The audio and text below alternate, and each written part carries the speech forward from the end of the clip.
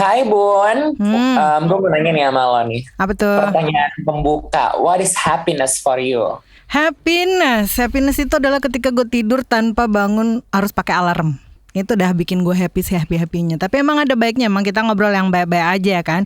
Kalau lu gimana? Kalau gue sederhana sih, ketika every member of BTS baru aja bikin Instagram account, itu rasanya kayak semakin dekat gitu, bisa langsung ngeliat Oppa Jimin secara jelas, selfie-nya nampak sampai pori-pori terdalamnya tuh, pengen gue tuhanin.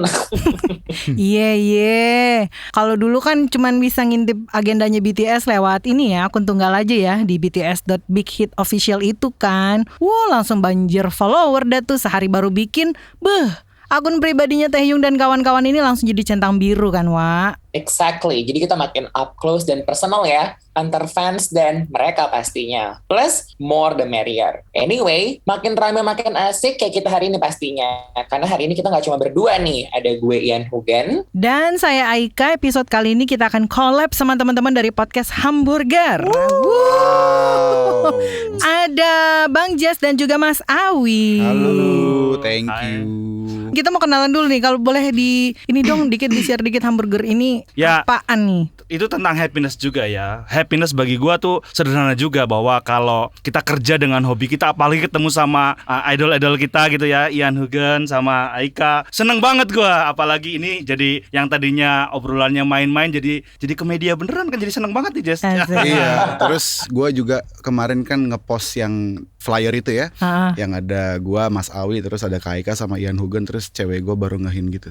Wah, Ian Hugen ini seleb loh katanya. Oh gitu. Influencer kan, content creator. Bisa aja kali.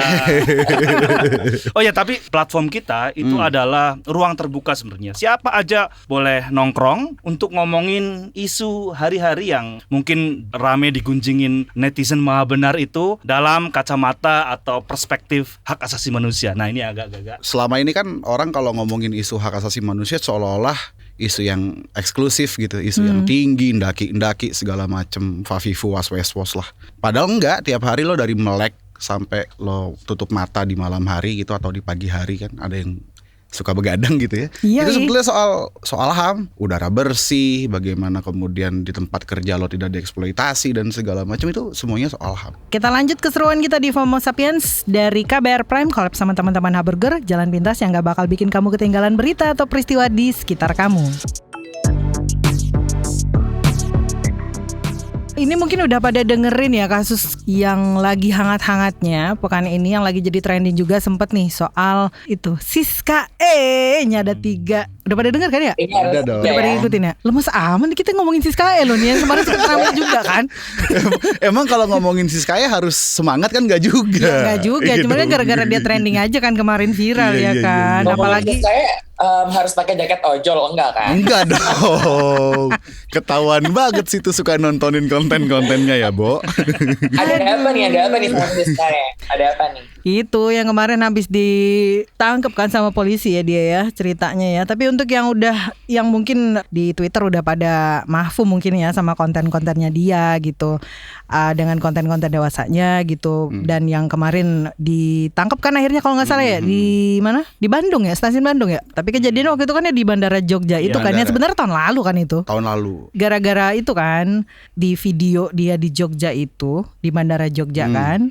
Terus dengan durasi 1 menitan itu, padahal sebenarnya tahun lalu kan sebenarnya, terus baru diupload viral November 2021 ini kan gitu. Terus akhirnya berujung pada ya dia dijerat dengan undang-undang ITE pornografi gitu. Ini agak bingung juga sih sebenarnya kalau ngeliatin kasusnya Siska ini gitu. Kalau menurut lo gimana? Kalau menurut gue sih sebenarnya gue juga masih bingung ya, karena on other hand gue sih merasa yang Siska lakukan ini sebenarnya bukan sebuah kesalahan gitu menurut gue, karena in my humble opinion dia itu adalah seorang content creator ya. Ini menurut gue sekali lagi, karena yang dia lakukan pun juga dia cuma menyebarkan, sharing konten dia di sosial media yang ada gitu, walaupun memang sosial media yang dia pakai tuh harus diakses dengan VPN kalau di negara ini gitu. Tapi after all menurut gue sekali lagi, ini gue takut banget ya kayaknya memberi opini. Tapi yang dilakukan itu nggak salah, karena dia share ya ada penikmatnya, orang pun membayar dia gitu untuk menikmati kontennya. Jadi gue nggak melihat sebuah kesalahan di sini. Gue kan kebetulan anak yang baik-baik banget gitu ya. Oke. Di Twitter pun Kebetulan subscriber Siskaya ya. di Twitter pun nggak pernah ngelihat Siskaya di timeline gitu ya, karena memang gue kalau ngeliat Siskaya langsung gue datengin profilnya.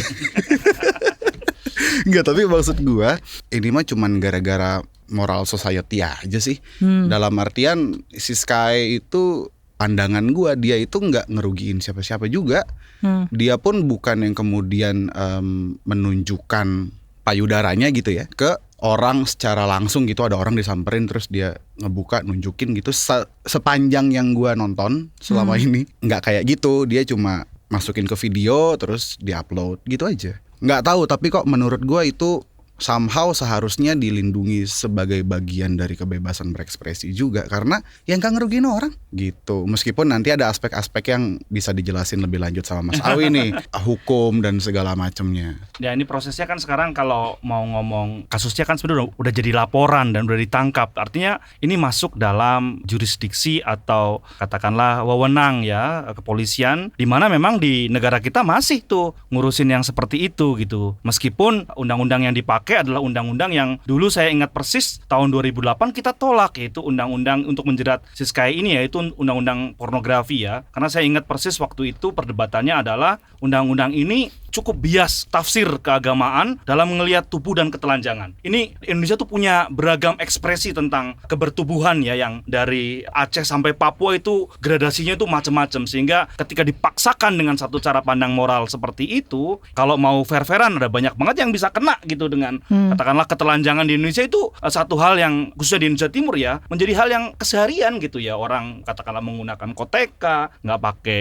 BH dan sebagainya, itu satu hal yang masih menjadi katakanlah keseharian kita gitu, masih ada gitu dan masih hidup di sana. Kemudian kan yang menjadi soal di sini adalah ketika Siskaya kok rame ya kan. Nah ini kan ada peran gendernya yang dieksploitasi. Ketika ada banyak pelaku eksibisionis yang lain misalkan laki-laki gitu ya, kok nggak seperti dieksploitasi terus, kemudian dikaitkan dengan keagamaannya, kemudian juga macam-macam lah. Tentu publik kita senang dengan konsumsi pemberitaan yang semacam ini. Tapi kalau kita lihat ya memang sekarang sudah masuk ranah hukum, di kita masih ada KUHP, dan tentu saja saya nggak mau menggunakan undang-undang pornografi karena itu produk yang kita tolak. Tapi yang jelas bahwa ada KUHP yang mungkin bisa menjerat dia. Sekarang ya kita harus memberikan katakanlah support, dalam pengertian bukan support bagaimana, tapi kalau untuk ngomong soal apakah hal ini bisa akhirnya itu dikriminalkan, ada pasalnya, tetapi ini juga harus ada penjelasan yang lebih spesifik khususnya berkaitan dengan apakah eksibisionis itu adalah hal yang berkaitan dengan persoalan psikologi. Psikologi itu domainnya kesehatan, dan kalau domainnya kesehatan berarti harus ada otoritas kesehatan yang harus dipanggil untuk jaksa dan hakim menuntut dan mengadilinya. Ini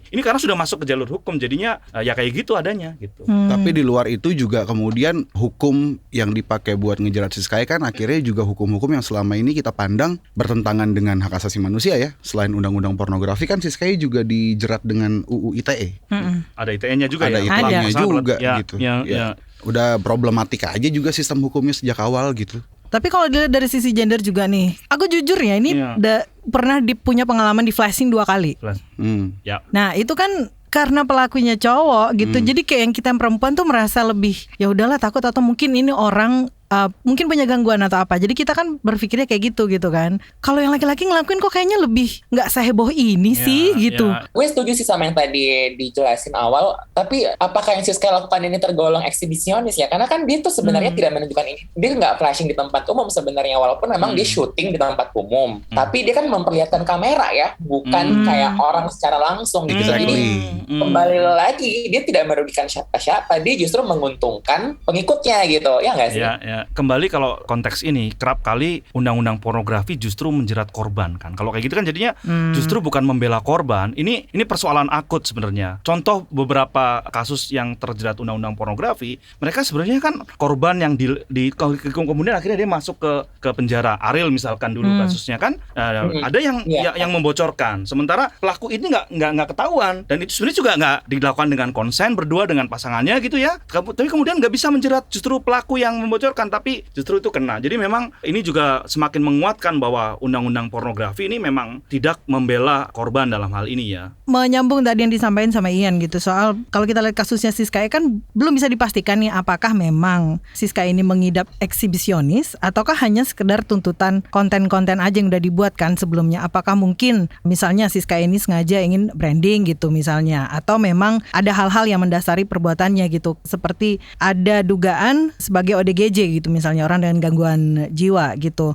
Ini kan kalau menurutnya pemeriksaan psikolog dari kepolisian ya, yang Polda DI ya, yang menyatakan itu ditemukan adanya trauma masa lalu gitu yang membuat dia memiliki perilaku menyimpang gitu, yang akhirnya berakhir ke motif ekonomi. Itu katanya polisi sih gitu ya. Balik lagi ya, kalau sudah jadi urusan di formal ya akhirnya kita harus kuat-kuatan di barang bukti dan konteksnya. Bisa nggak melihat, sistem hukum kita melihat nggak cuman apa yang ada tapi latar belakangnya bisa diungkap nggak? Kalau gagal mengungkap itu semua, akhirnya orang macam Siska juga bisa kena gitu, karena hukum kita nggak bisa ngelihat secara utuh problemnya. Tapi ini aneh banget sih, kayak giliran kayak bentukan Siska aja cepet banget ditangkap. Ya kan? Banget. Ya, kriminal yang benar-benar merugikan banyak orang kok lama banget geraknya. Aduh, gemes gitu. Iya. Makanya yang kayak tadi gue bilang sebetulnya kasus Siska hari ini mungkin jadi masalah gara-gara ada soal-soal yang terkait moral publik gitu ya. Terus diakomodir lewat UU pornografi, lewat KUHP dan segala macam masalahnya. Apakah kita kemudian mau sepakat dengan hukum tersebut atau enggak? Karena di sisi lain memang hal ini juga bisa dilihat sebagai yang tadi gue bilang di awal, kebebasan berekspresi. Dan toh dalam hal ini lagi-lagi Siska enggak merugikan orang lain. Beda dengan sikapnya polisi terhadap Randi nih, anggotanya ya kan, atau oknumnya. Tapi gue bingung nih, Randi ini anggota atau oknum, karena polisi kayaknya kebanyakan oknum.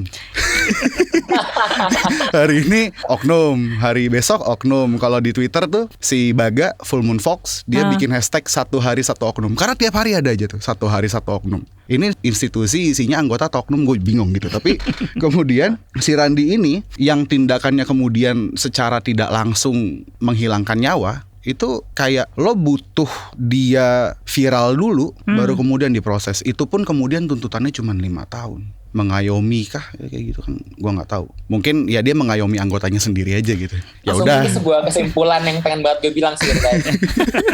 Udah kejawab ya. 5 tahun penjara coy. Sementara si korbannya yang notabene adalah mantan pacarnya, kita sangat berduka gitu, dia sampai bunuh diri gara-gara hamili, lalu dijanjiin mau tanggung jawab, ternyata nggak tanggung jawab. Anyway, Siska itu dituntut berapa tahun itu kira-kira? 12 ya maksimal ya? Gila ya? 12 dengan denda kalau nggak salah sampai berapa miliar tuh? 2 miliar 2 M. Exactly right. Kalau dibandingin sama kasus yang tadi kamu bilang, Jess. Itu pun gue rasa 5 tahun itu dia gara-gara viral aja sih. Kalau nggak viral kayaknya dia bisa nggak sama sekali deh, ya nggak? Terus kemarin waktu kasus ini lagi ramai di Twitter, gue baru inget akun Twitternya Polri itu mengutip kalau nggak salah Wakapolda atau siapalah petinggi polisi di Jawa Timur gitu, yang menjelaskan begini: Randi dan korban melakukan tindakan layaknya suami istri. Yang gue bingung, apakah jangan-jangan mereka menganggap memerkosa orang adalah tindakan suami istri gitu? Jangan-jangan mereka begitu mungkin sama istrinya atau gimana? Gue nggak tahu. Dengan bahasa yang dihalus-haluskan tuh banyak banget kayak kemarin itu ya. Masa kayak gitu dibilang tindakan selayaknya suami istri? Nggak ada sepanjang sepengetahuan gue suami istri yang concern gitu, kemudian istrinya dicekokin obat tidur terus diperkosa gitu, apaan? Nah kalau tadi menurut Mas Sawi itu kan si Siska ini kan kena 2 ya, undang-undang ITE sama pornografi gitu. Nah sejauh ini gue pengen lebih ke undang-undang pornografi itu gimana? Kalau hanya ngelihat dari sisi materialnya saja tanpa bisa ngelihat background atau konteks yang lebih luas, tentu jeratan itu sudah menghantui si Siska ini, baik dari undang-undang pornografi ataupun undang-undang ITE yang dua-duanya itu cukup bermasalah dan pernah memang agendanya termasuk RKUHP-nya juga perlu kita amandemen. Tapi di mana letak krusialnya ketika ini sudah kejadian, maka perlu ini dilihat dalam konteks yang lebih autoritatif ya, misalkan kayak kedokteran gitu. Kalau memang ini praktek eksibisionis, berarti kan ada kaitan dengan soal-soal psikologi. Berarti harus ada orang saksi ahli ataupun yang bisa memberikan keterangan apakah ada rekam medis, ada jejak dari Siska ini yang memiliki persoalan psikologi eksibisionis nih. Nah kalau memang ada, barangkali itu bisa menjadi semacam alasan peringan atau pembenar atau peringan lah setidaknya. Sehingga memang orang kan tidak bisa dalam situasi sakit, katakanlah quote and quote, kalau masuk dalam domain kedokteran ya, sakit atau enggak sakit gitu ya, sehingga bisa meringankan. Sama kalau misalkan orang yang dengan gangguan kejiwaan atau disabilitas intelektual atau disabilitas mental, itu dia tidak bisa serta-merta langsung dihukum gitu. Harus ada penjelasan bahwa orang tersebut adalah mengidap ya, sehingga itu menjadi alasan yang bisa meringankan. Maka penting untuk menghadirkan konteks yang lebih progresif ya, tentang kebebasan berekspresi, tentang kesehatan mental dan sebagainya ya. Ini yang penting sebenarnya dalam kasus ini, karena sudah masuk ranah hukum. Kalau belum ya kita reformasi hukumnya dulu kalau memang advokasinya panjang. Tapi ini kan sudah masuk ke dalam proses yang nantinya pasti akan menuju persidangan dan sebagainya. Gue jadi curiga kan, bawaannya tuh curigation gitu kalau ada yang kayak gini. Gini kok cepet banget gitu. Iya, nah ini yang penting. Jadi pengalihan yang isu itu loh, yang soal bandara kan. Ya. Oh iya benar. Iya kan, bisa jadi. Nah, ini lebih wartawan memang matanya lebih di mana-mana kan. Enggak, kita suka suzon aja gitu kalau ada begini-begini.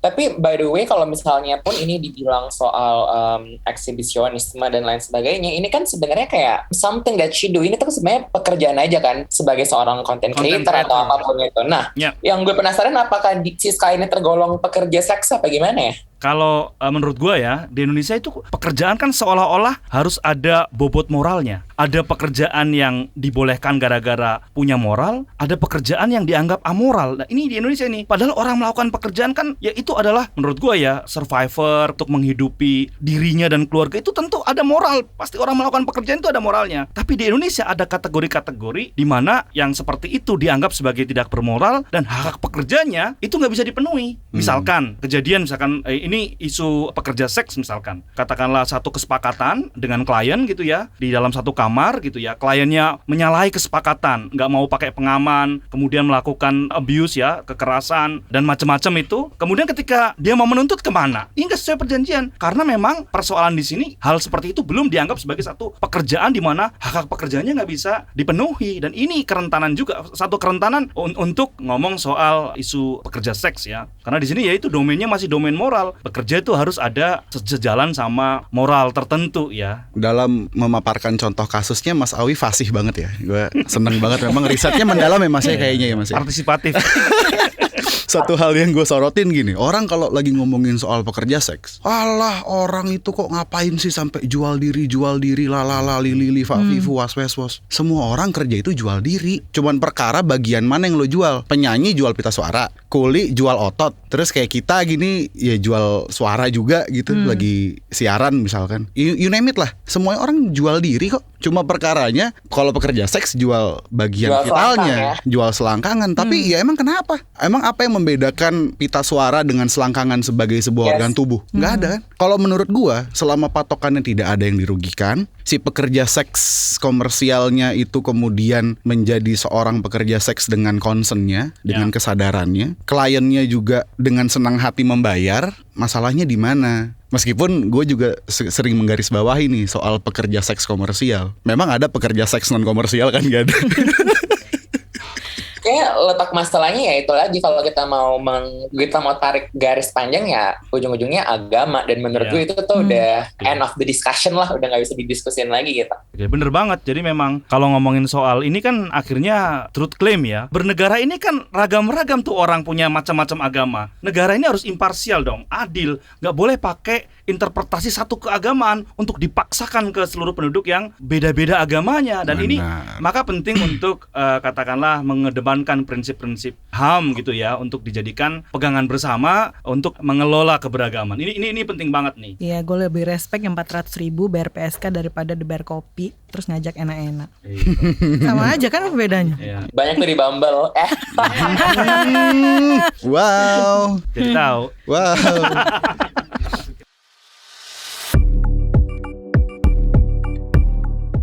Ini gue rasa kalau kita ngomongin soal menteri yang hobinya marah-marah, kita pasti udah nggak perlu menebak-nebak siapa ya. Kayak Ibu Risma nih cukup terkenal dengan herself being very emotional. Rabu 1 Desember kemarin nih, Mensos memaksa seorang teman difabel, tuli, untuk berbicara di depan banyak orang pada peringatan Hari Disabilitas Sedunia di gedung Kemensos Jakarta. Jadi dia tuh maksa orang tuli untuk bicara. Terus walaupun udah dicoba, namanya juga orang yang tidak bisa ya. Jadi kayak pasti suaranya pun pun terdengar sangat lirih gitu. Tapi melihat hal itu, Ibu Risma pun terus meminta namanya Aldi untuk terus berbicara tanpa menggunakan alat bantu. Nah, akhirnya ada seorang perwakilan dari Gerakan untuk Kesejahteraan Tunarungu Indonesia nih, namanya Stefanus. Mungkin karena dia ngelihat temennya di atas panggung, jatuhnya menurut gue dipermalukan ya. Yep. Akhirnya Stefanus tuh tampak mau mencoba menolong. FYI, Stefanus pun juga tidak bisa berbicara. Nah, Stefanus ini akhirnya berbicara menggunakan bahasa isyarat, terus diterjemahkan oleh penerjemahnya gitu. Terus Risma, kalian udah nonton videonya nggak sih? Tapi Sempat Ya. Gue nggak nonton sampai habis karena gue nggak bisa menahan kemarahan dan kesedihan. jangan ntar jadi ikut-ikutan. Jadi Makanya gue marah-marah. memilih untuk nggak nonton sampai habis. ketika Stefanus itu lagi membela temannya, itu pun Risma juga memotong Stefanus itu lagi gitu. Jadi beliau tuh mengatakan tindakannya ini bertujuan untuk agar teman-teman disabilitas rungu ini, agar mereka tuh mampu untuk berbicara. Jadi katanya dia tuh untuk melatih kemampuan berbicara gitu. Yang paling ironis, karena tema acaranya itu adalah kepemimpinan dan partisipasi penyandang disabilitas menuju dunia pasca COVID-19 yang inklusif, mudah diakses, dan berkelanjutan. Padahal menurut gue nih, tindakan beliau tuh sangat-sangat tidak inklusif gitu. Ini gimana nih menurut kalian? Gara-gara ini kan jadi pada protes, kritik tuh kan pada muncul kan banyak banget kan, dari yang mulai komen-komen di medsos gitu. Asli. Khususnya dari masyarakat kelompok difabel ya ini, terutama itu juga ada yang bahkan bikin surat terbuka juga kan soal ini gitu. Protes langsung nih sama Mensos Risma, kok bisa gitu loh. Dan ada sempat juga yang gue liat nih, aktivis Tuli Surya Sayatapi itu sempat dia di IG-nya gitu, dia ngasih penjelasan bahwa yang dilakukan si Risma ini bisa tergolong autism gitu ya, atau pemikiran seseorang yang menganggap orang yang dapat mendengar tuh lebih superior gitu dibandingkan orang tuli. Miris aja gitu, gue kayak pas banget di hari peringatan Hari Disabilitas Sedunia gitu, yang dimana diskriminasi harusnya sih udah nggak ada ya nggak sih gitu, tapi Exactly. kok ya kejadian aja gitu di bertepatan hari itu kan. Namanya juga NHRI. Apa tuh? Negara harusnya Republik Indonesia. Jadi semuanya serba harusnya nih. Enggak Pemerintah dong, harusnya tetep, Kak. begini, Enggak, ini Kak. harusnya begini. NKRI tetap Oh iya. harus. Harusnya ya, siap. Kok kalau harusnya ya bro ya, Eh. kok bisa ya ini Menteri Olahraga kontra sama atletnya, Menteri Oh, iya. Sosial kontra sama orang-orang difabel ya. Ah. Kemudian Menteri Tenaga Kerja juga kontra sama nggak mendorong katakanlah hak-hak pekerja ya. Iya, Dan ini kejadian di yang negara yang seharusnya Seharusnya. yang seharusnya jalan itu yang soal investasi jalan itu. Oh iya. Oh iya. Jelas. Kalau untuk itu cepat Jelas, itu. jelas. Kalau yang untuk pemenuhan perlindungan itu nggak seharusnya itu. Hidup opung. Nggak ikut-ikut.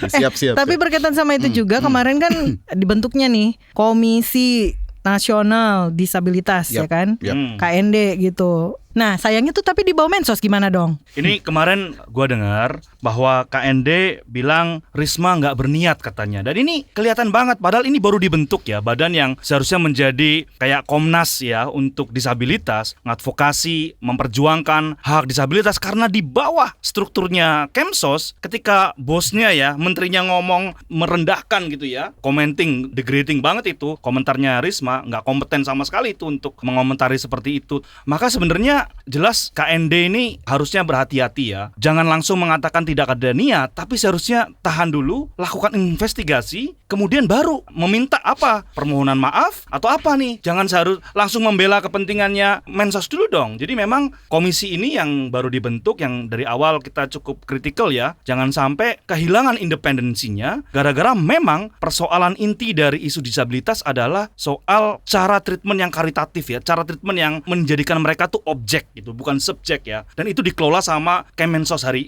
ini dan sebelumnya. Sehingga penting untuk punya Komnas gitu yang independen, tidak di bawah satu kementerian. Padahal Sehingga dulu kalau nggak salah gagasan awalnya pembentukan KND seperti itu, Komnas kan. Seperti itu. Yang kemudian dia nggak di bawah kementerian tapi langsung di bawah Iya. presiden kalau nggak baru salah. menjabat langsung, katakan baru dilantik, bahkan beberapa hari dilantik. Kelihatan sudah katakanlah nggak berpihak ya, dalam pengertian harusnya lagi ngomong. Harusnya. Mungkin ini kali harus dibawa ke Mensos karena berhubung nih menterinya kan tegas tuh, gampang apa gitu, Tegas biar apa- cepet jalan gitu Tegas loh apa maksudnya. anger management?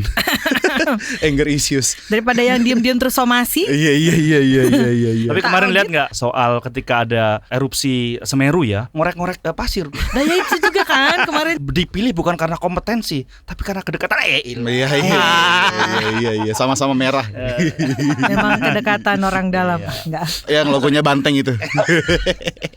Tapi ya, gue mau narik lagi nih ke masalah Ibu Risma dan aksinya yang memaksa orang untuk berbicara itu. Waktu dia memaksa teman Tuli bicara itu, dia tuh bilang ke teman Tuli untuk memaksimalkan pemberian Tuhan. Karena gue nonton videonya kan. Jadi katanya Tuhan memberi kita telinga untuk mendengar, Tuhan memberi kita mulut untuk berbicara. Ini gue cukup sebagai orang yang bisa mendengar dan berbicara dengan jelas, gue aja dengar statement dia itu sakit hati banget. Betul. Apakah itu nalar atau empati gitu loh? Menurut gua justru Risma yang harusnya memaksimalkan pemberian Tuhan itu. Nalarnya nggak dipakai, empatinya nggak dipakai. Ya kan? Lagi pula gini, Risma kan waktu itu gue lupa, gue baca di Twitter kalau nggak salah. Kemudian dia mengeluarkan semacam pernyataan. Jadi intinya dia bilang begini, setidak-tidaknya penyandang disabilitas rungu ini harusnya bisa berbicara setidak-tidaknya dalam situasi urgent untuk meminta tolong. Nah, logika berpikirnya kan jadi salah. Maksud gue begini, Risma ini kan menteri, penyelenggara negara. Nah, yang bertanggung jawab memenuhi hak asasi manusia itu kan negara, termasuk juga di dalamnya penyandang disabilitas. Jadi kalau misalkan hari ini masalah yang tadi disoroti Risma adalah tidak adanya sistem yang memadai buat penyandang disabilitas meminta tolong dalam situasi urgent, siapa yang harus menyediakan? Kalau konstruksi hak asasi manusia akan menempatkan ini dalam konteks disabilitas. Artinya mengundang negara untuk hadir supaya menjadi enable dengan akomodasi yang reasonable gitu ya. Disediakan juru bahasa isyarat, huruf-huruf braille gitu dan sebagainya. Supaya negara hadir dan mereka nggak disable lagi gitu loh. Isu disabilitas kan isu untuk mengurangi atau menghilangkan barrier. Maka negara harus hadir, yaitu dengan apa? Memberikan akomodasi yang rasional untuk membuat mereka menjadi enable gitu. Ya, berdaya lah ya. Berdaya gitu. Ya Kemsos kan memang membawai tupoksinya salah satu adalah orang-orang disabilitas. Itu yang seharusnya menterinya punya kompetensi yang paling tinggi itu. Apalagi dia punya di bawahnya ada struktur KND. Harusnya meminta dulu dong konsult sama KND-nya. Bagaimana treatment yang tepat kalau dirinya itu katakanlah belum punya sensitivitas terhadap isu ini. Nah, lagi-lagi kejadian nih, kasus kekerasan seksual, tepatnya pemerkosaan dan paksaan untuk melakukan aborsi. Korbannya meninggal dunia, bunuh diri, sementara pelakunya seorang oknum polisi yang sekarang udah ditahan. Gini maksud gua, ini kocak nih kalau nyambung ke kasus Siskae tadi gitu ya. Siskae, ini kan ceritanya masih sama-sama dalam kerangka seksualitas nih. Siskae memamerkan bagian tubuh yang dia miliki sendiri, yang harusnya menjadi bagian dari otoritasnya sendiri, terserah dia mau diapain. Ini kalau kita mau ngelihat perbedaan sikapnya polisi nih, ada namanya si Randi nih. Terus si Randi ini katanya oknum polisi. Apa yang dilakukan oleh Randi secara tidak langsung menyebabkan seseorang meninggal, yaitu mantan pacarnya yang diperkosa oleh Randi, dicikoki obat tidur, lalu akhirnya hamil, dijanjikan mau pihak si Randi mau bertanggung jawab, ternyata tidak bertanggung jawab, malah memaksa aborsi. Dituntutnya cuma 5 tahun coy. Yang bikin gue that's a very interesting point. Tapi kita kembali lagi ke NW ini, yang bikin gue emosi sih kenapa kasus-kasus seperti ini tuh harus viral dulu baru mau ditanganin? Kenapa kasus seperti ini tuh harus viral dulu, harus dapat perhatian publik dulu baru polisi tuh mau bergerak? Ini kalau kita telah kasusnya kan sebenarnya NW ini udah pernah melaporkan kan dulu. Exactly. Ke Propam ya kalau nggak salah ya. Nah iya, tapi diabaikan. Menurut gue disayangkan banget sih. Kembali lagi ini justru karena sebenarnya ini kan bukan kasus NW doang kan yang seperti ini gitu loh. Banyak kasus-kasus pelecehan seksual yang harus viral dulu baru polisi itu baru mau bergerak gitu. Mereka sebenarnya, gue sih lama-lama malu ya. Maksudnya kalau gue jadi polisi, orang tuh udah membaca motif cara kerja mereka gitu loh. Apa-apa harus viral dulu baru mereka mau bergerak gitu. Meanwhile, yang nggak penting kayak menurut gue sih Siskae nggak penting. Yang nggak penting kayak Siskae itu sampai dikejar loh ke Jogja gitu loh. Paham kan? Ya. Bergerak cepatnya kalau ke siapa, kalau ke yang lain atau ke dirinya sendiri itu dianggap oknum. Ini kan gimmick-gimmick atau cara-cara yang mungkin itu menyimpan persoalan di institusi ini bahkan menyebut sebagai perbuatan layaknya suami istri dan sebagainya. Ini kan apaan sih gitu ya. Jadi memang ini persoalan yang menurut saya cukup bermasalah ya, dalam balik lagi dalam konteks mungkin ngomongin soal isu HAM gitu ya, komitmen internasional yang memang mengakhiri gitu kan. Konvensinya cukup jelas ya, elimination any form discrimination against women. Jadi memang kuat banget pengakuan bahwa memang komunitas internasional tuh mau mengakhiri diskriminasi dan yang kerap berujung pada kekerasan, tindakan abusive dan sebagainya.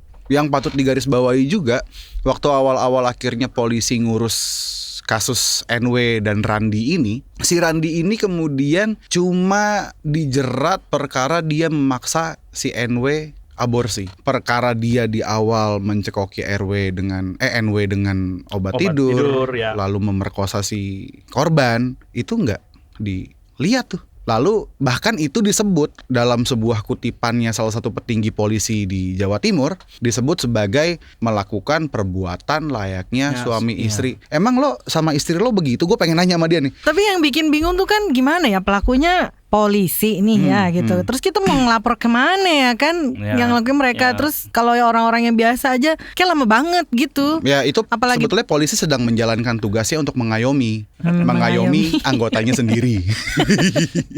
Sebenarnya ada mekanisme di Kompolnas harusnya ya, ada komisi Kepolisian Nasional. Bisa juga tuh anggota itu dilaporkan ke sana juga sebenarnya. Jadi memang ini jelas bahwa bersih-bersih ataupun reformasi di tubuh aparat penegak hukum ya, dalam hal ini polisi itu benar-benar harus didorong ini. Nggak bisa lagi polisi kemudian membiarkan praktek-praktek seperti ini yang justru mencoreng nama baik polisi sendiri ketika anggotanya gitu ya, mereka gagal katakanlah, malah justru menjadi pelaku. Tegas misalkan, tegas untuk membuktikan komitmen itu kemudian bisa diterima sama masyarakat. Kalau memang tetap berkilah di balik oknum kemudian sebagainya, ini saya rasa masyarakat akan cenderung nggak mau lapor kayak tagar yang dulu tuh. Iya. Nah, ngomongin soal tagar yang dulu, ini gue jadi pengen ngomong begini. Jangan-jangan emang ini adalah institusi yang udahlah isinya oknum semua, terus nggak ada belajar-belajarnya pula. Maksud gue begini, itu kan hashtag percuma lapor polisi itu baru sekitar 2 atau 3 bulan yang lalu dengan kasus yang sama, yaitu kasus pemerkosaan. Betul. Ya kan? Dan ketika sekarang hashtag itu sedang mulai muncul lagi di Twitter, percuma lapor polisi di kasus pemerkosaan juga. Jangan-jangan memang ada perspektif yang bermasalah di internal tubuh kepolisian terkait kasus-kasus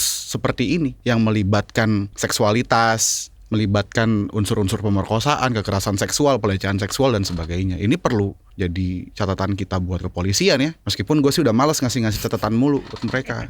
Kira kebanyakan catatan juga pada bingung mana duluan yang mau dikelarin ya kan. Tapi kayaknya sih pernah dulu ada di zaman Kapolri sebelumnya kalau nggak salah atau sebelumnya lagi gitu ya, sudah ada kan kayak cara panduan penanganan untuk kasus-kasus kekerasan seksual kan sebenarnya ada.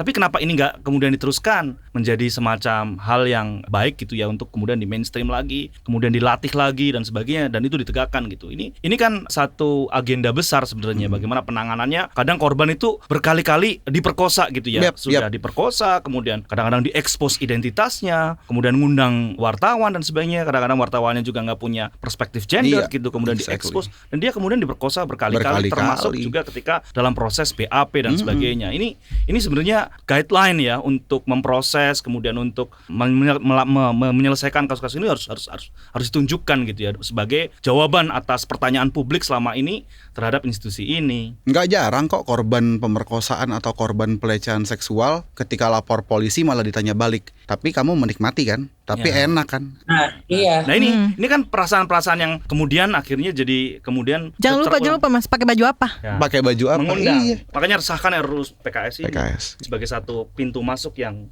untuk norm settingnya tuh tinggi dulu gitu ya. Kan 10 Desember nih, bertepatan juga hari terakhir ya rangkaian 16 hari anti kekerasan terhadap perempuan. Dan mungkin kasus NW ini dan banyak kasus-kasus lainnya yang belum kelar nih bisa jadi momen juga kali ya untuk amplifikasi upaya penghapusan segala bentuk kekerasan gitu terhadap perempuan. Selamat Hari HAM juga tentunya. Ngomongin soal pemerkosaan berkali-kali dan bahkan ditanyain polisi, victim blaming lah ya istilahnya. Tidak jarang juga misalnya di kasus si NW ini. Biasanya kan kalau kasus-kasus pemerkosaan lain cuman sekedar ditanyain balik gitu. Pas kejadian pakai baju apa.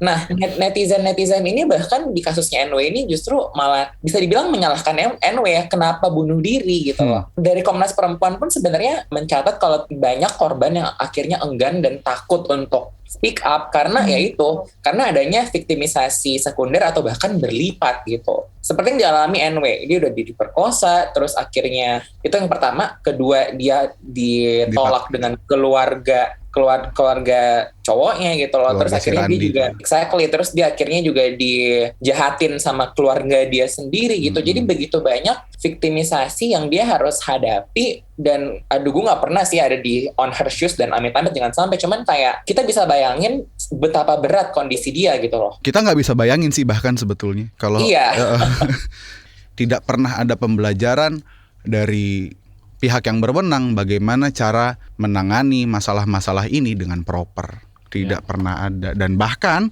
di data yang kita sama-sama tahu, bukan cuma Randi doang polisi yang melakukan tindakan-tindakan seperti itu. Banyak polisi yang melakukan seperti itu. Hanya Randi mungkin istilahnya apa tuh, puncak gunung es aja yang kelihatan. Fenomena puncak gunung es ya. Kalau ngelihat rilisnya Komnas HAM ya, April tahun ini, mereka mencatat nih, sekali lagi soal catatan juga, ada 1.122 aduan pelanggaran HAM yang itu dilakukan oleh aparat kepolisian. Dan ini kan PR banyak gitu, PR banget gitu, bahwa memang ini akumulatif. Ini polisi yang seharusnya menjadi garda terdepan untuk penghormatan, perlindungan dan pemenuhan HAM malah jadi pelaku pertama. Ini kan krisis di tubuh kepolisian yang mana Komnas HAM sendiri dalam catatannya yang paling pelaku pelanggaran yang paling banyak dicatat salah satunya adalah polisi. Ini kan bukti ya bahwa itu hanya satu fenomena dari puncak gunung es ya. Soal kalau kita bicara juga dari kasusnya apa yang dialami sama NW ini kan bentuk kekerasan dalam berpacaran kan, dalam pacaran kan. Lantas ini kan tindakan yang sangat-sangat merugikan gitu bagi salah satu pihak ya, seperti apa yang berakhir begitu tragis, dan itu sangat-sangat bikin kita marah sampai speechless lah gitu ya. Dari Komnas Perempuan juga sampai dari 2015 sampai 2020 itu ada 12 ribuan gitu kasus kekerasan terhadap perempuan yang dilaporkan kepada lembaga pendamping di 34 provinsi gitu. 20%-nya atau 2 ribuan kasus itu kekerasan di ruang privat gitu, termasuk di pacaran. Ya. Dan yang lebih menyebalkan lagi adalah ketika tempat lo seharusnya bisa mengadu justru tidak bisa lagi lo andalkan. Misalkan ada beberapa kasus lain yang melibatkan oknum polisi. Ya kan? Itu yang ada di bulan Juni 2021 kemarin gara-gara melakukan tindak pidana pengancaman, pemerasan dan persetubuhan terhadap seorang perempuan waktu laporan. Terus ada lagi polisi banyak lah nih perkosa nih, ada berapa kasus lah di sekitar dari Juni sampai Oktober 2021 ini. Jadi kemudian lo harus sekarang kita atau siapapun yang menjadi korban pemerkosaan, korban pelecehan seksual, korban kekerasan seksual harus ngelapor ke siapa? Itu pertanyaan yang barangkali harus kita jawab juga. Berarti kalau problemnya di aparat penegak hukum, tentu di aparat penegak hukum memang ada mekanisme. Di sana mekanisme internal yaitu Propam, tapi juga ada mekanisme di luar yaitu eksternal. Kayak kita punya Komnas HAM, kita punya Komnas Perempuan yang tadi juga disebut datanya, di mana itu adalah satu cara untuk melaporkan kasus dan untuk menentukan ada tidaknya pelanggaran HAM. Mereka punya otoritas untuk menentukan bahwa kasus-kasus itu termasuk atau tidak kasus pelanggaran HAM. Nah, dari situ penting untuk punya semacam kerangka rujukan hukum yang kuat untuk mengatakan bahwa selain itu adalah satu pengabaian atau pengurangan penikmatan HAM, di sisi yang lain ada unsur pidananya, ada unsur kriminal yang bisa dituntut. Kalau kita punya kekuatan hukum ya yang cukup kuat gitu, tidak hanya soal terjadinya perkosaan gitu ya, tapi juga soal-soal yang lain, enabling environment kan sebenarnya didorong untuk diatur gitu ya, karena ini ngomongin soal nggak cuma sekedar kejadiannya saja, tapi juga pencegahannya dan sebagainya. Maka penting untuk mendorong RUU PKS ini dijadikan supaya jelas untuk memproses pelaku, tapi at the same time juga untuk mendorong masyarakat lebih ramah ya terhadap perempuan dan sebagainya dan melawan kekerasan seksual. 10 Desember 2021 kita peringati Hari Hak Asasi Manusia Sedunia nih. Dalam UUD Pasal 28 I ayat 2 sudah jelas tertulis nih, setiap orang berhak bebas dari perlakuan yang bersifat diskriminatif atas dasar apapun dan berhak mendapat perlindungan terhadap perlakuan yang bersifat diskriminatif itu. Tapi nih ya, rasa-rasanya belum secara penuh ditegakkan, misalnya orang-orang queer atau minoritas seksual dan gender gitu. Masih aja tahu mereka didiskriminasi. Contohnya, dipecat gara-gara orientasi seksual. Ini juga sebenarnya dari kelompok itu kan gitu, memecat anggota karena ketahuan gay gitu misalnya. Polisi maksudnya? Oh no. Gue gak mau sebut sih, tapi lo buka aja sendiri. Lagian dalam Undang-Undang Dasar 45 kan ditegaskan bahwa setiap orang mempunyai hak dan kebebasan. Itu termasuk kebebasan berekspresi dalam artian gender dan orientasi seksual kan? Nah, itu kalau kita berbicara soal gender dan seksualitas gitu ya. Ada juga sisi yang lain ketika berbicara pelanggaran HAM di Indonesia aja nih, yang berat-berat itu kan belum pada kelar tuh. Kayak misalnya ada 12 pelanggaran HAM berat yang di tahap penyelidikan tuh, kayak peristiwa 6566, terus penembakan misterius, ada Talang Sari, Trisakti, Semanggi 1, Semanggi 2, kerusuhan Mei 98, dan Paniai gitu ya, Wasior Wamena gitu di Papua. Lalu ada 3 yang pelanggaran HAM berat sudah diadili, kayak peristiwa Tanjung Priok, lalu peristiwa Timur Timur, sama AB Pura 2000. Banyak banget PR pelanggaran HAM ini, kasusnya kan udah dari tahun kapan banget gitu sampai sekarang belum kemana-mana nih. Ya, dan sebetulnya masih ada satu lagi tambahan PR yang harusnya masuk ke dalam daftar. Tanggal 8 Desember itu, kalau Munir masih hidup, dia harusnya berumur 66 tahun. Kalau Munir masih hidup. Tapi kan faktanya Munir dibunuh di pesawat tahun 2004. Tandanya udah 17 tahun yang lalu. 17 tahun berlalu itu kan kasusnya juga belum terungkap. Dihukumnya Polikarpus mah nggak usah dianggap sebagai penyelesaian anyway ya. Karena ya dia cuman pion catur gitu. Sementara yang memainkan bidaknya ini yang masih belum ketangkep. Nah, kita harus dorong Komnas HAM untuk menjadikan kasus Munir ini sebagai pelanggaran HAM berat. Karena kalau sampai tahun depan kasus Munir tidak kunjung ditetapkan sebagai pelanggaran HAM berat, maka dia akan dihitung kadaluarsa. Nah, saya ingin ngerespon dari Ian dulu ya soal kebebasan berekspresi, minoritas seksual gitu, orang-orang queer dan sebagainya. Kalau HAM sebenarnya secara sederhana, dan tema tahun ini rasanya juga ngedress soal isu-isu inequality. Sebenarnya kita harus lebih equal gitu ya. HAM jelas memandatkan negara itu untuk menghormati, melindungi dan memenuhi hak asasi setiap orang terlepas apapun latar belakang, baik agama, asal-usul ras, gender, orientasi seksual, juga termasuk pilihan politik. Sebenarnya kita harus mengingatkan kembali bahwa isu-isu ataupun kasus-kasus yang soal-soal diskriminasi ya dibedakan karena dia punya pilihan politik apa, agamanya apa, rasnya apa, maupun orientasi seksualnya apapun gitu ya, itu nggak boleh didiskriminasi lagi, nggak boleh dilakukan pembedaan, pengecualian, pembatasan, dan memberikan tempat lebih terhadap kelompok-kelompok yang dianggap lebih bermoral, lebih punya katakanlah kontribusi ke masyarakat dan sebagainya. Ini menegaskan bahwa negara harus bertindak adil, bukan saja untuk menyelesaikan kasus-kasus pelanggaran HAM berat yang dimandatkan ke Komnas HAM, tapi juga ngedress isu sehari-hari yang memang ada di sekitar kita, yaitu perlakuan diskriminasi terhadap kelompok-kelompok minoritas tentunya. Oke, thank you banget nih untuk Mas Awi juga Bang Jas sudah gabung sama kita ya. Seru banget Sama. hari Kita yang ini. thank you udah diundang. Sekalian nih kita mau pamitan ya. Itu dulu buat pekan ini. Saya Aika. Dan saya Ian Hugen, sampai ketemu pekan depan. Bye-bye. Bye. Bye.